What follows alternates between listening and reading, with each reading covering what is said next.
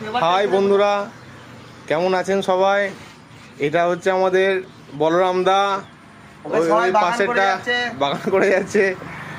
এটা সিধুদা, এটা এই ছেলেটার জন্য একটা দাঁড়া জুম করে দেখায়। এই ছেলে একবার সিধুদা দেখা একবার, এর জন্য একটা যদি পাত্রী থাকে অবশ্যই খবর দেবেন।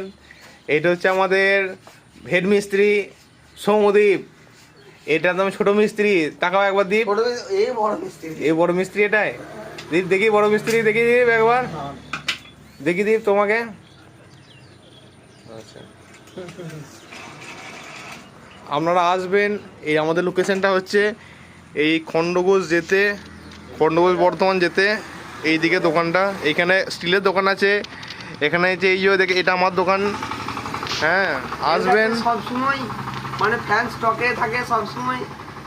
হ্যাঁ, এই যে জায়গা, এই সুন্দর পরিবেশ আমাদের এদিকে, বসার জায়গা আছে। এই বালি কাজ হচ্ছে, এই টোটো যাচ্ছে। এই যে সিধু, তোমার বাড়িটা কোথায়?